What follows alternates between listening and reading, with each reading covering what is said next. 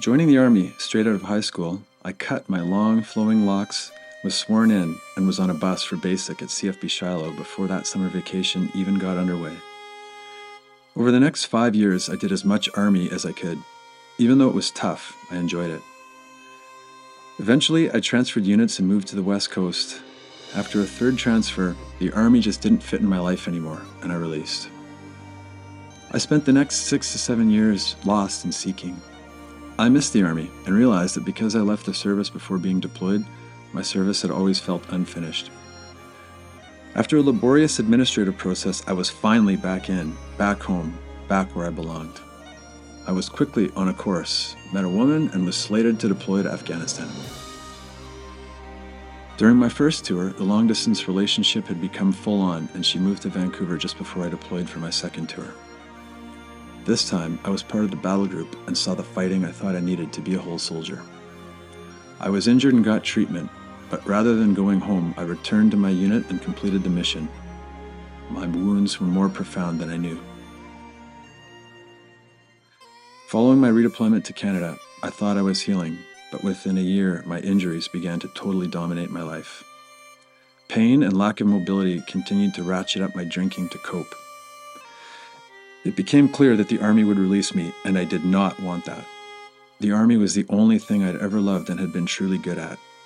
I fought my medical release on any and all grounds, refusing to accept its likely inevitability. My drinking got more and more out of hand. My partner was pregnant, and still I refused to see the unwanted future coming for me. A month after my son was born, I walked away from the Army for the last time.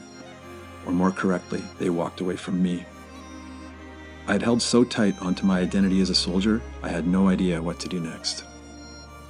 I developed a taste for alcohol in the Army, and although that wasn't yet problematic, the stage was set.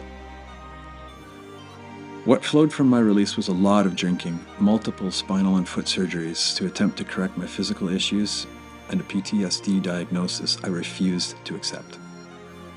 My partner and I separated almost entirely due to my suffering and drinking, but still I refused to believe I needed help. Finally, when it became clear that my ex-partner and I would never be reconciling, I realized I needed serious and immediate help. Having lost my partner, I could not lose my son too. I still had a mental health team on my side that I'd paid mere lip service to, and after an agonizing 2 weeks, I entered a treatment facility.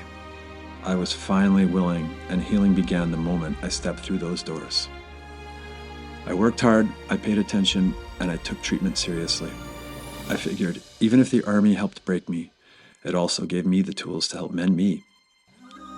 I left that facility with a new lease on life, a stay of execution, literally. I returned home sober and clear-minded and have done my best to live a healthy life, be a present father, and share my message to fellow vets in need. Releasing my grip on the past has allowed me to reach for a future.